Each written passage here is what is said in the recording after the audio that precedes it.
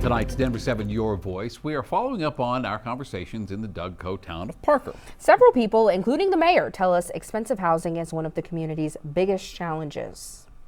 It would really be good if we could have some more condos, and I know the state is working on it to change the legislation. But with all the wonderful building around here, there's no condos. What would you say is the number one challenge that you've seen? The number one challenge, and this is I think it's a blessed challenge. We are aging in place. People are moving to Parker and they're not leaving. So we need more housing choices. Those housing choices need to be 55 plus. Those housing choices need to be owner-occupied condominiums. Unfortunately, with current state law, that is an incredible challenge.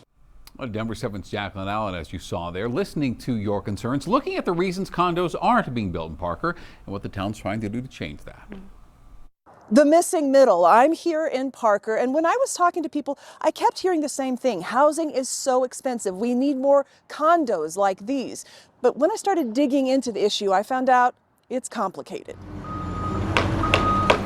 In Parker, construction is easy to find, unless you're looking for a new condo. Everything we have here is 2 bedrooms and 2 bathrooms. Which is exactly what Christy Luley Oh, that's nice. would like to buy. My kids are all grown and I'm single. I love that it's low maintenance or no maintenance. Does Parker have a lot of condos to offer? No, they do not. In fact, she's touring the only new condo build in town. There's really nothing in this $400K price point. Hunters Chase Condos sales chief Nate Force says the decade-long project, delayed by red tape, is in high demand. The developer here, he's a small developer. People want more options between renting an apartment and owning a single-family house, what's known as the missing middle. They're either downsizing or they're empty nesters. Parker's a huge family community and they want to be close to grandkids and kids. There is only one condo complex under construction in the entire town. Correct. Parker's economic development director, Weldy Fazell, tells me, yes, there's demand, but developers won't supply.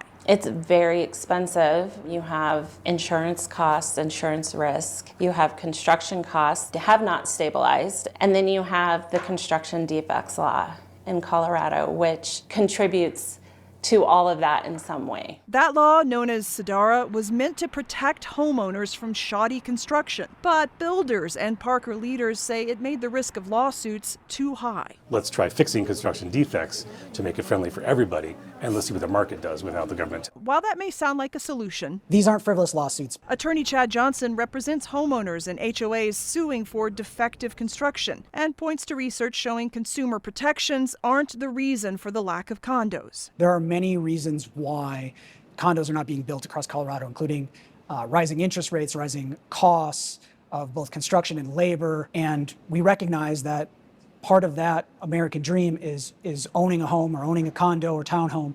However, you can't build the American dream on a foundation that is shifting and cracking. Still, Governor Polis signed reform last year aimed at lowering condo costs and giving builders more ways to avoid lawsuits. There is a planned condo project. Parker leaders are also taking action. On town-owned property, the town offered redevelopment incentives for this downtown project that includes condos, but they keep getting pushed back now to 2029. I think it'll come, but the market's just not there yet. I think it's going to have to be a regional solution with many people regionally coming together to figure out how we fix this. It's got to have multiple partners working on this to come up with a real solution. Yeah, I like this layout. Until then, the middle may be missing, but people are still trying to find it. Does this seem like a good option? I really like this option.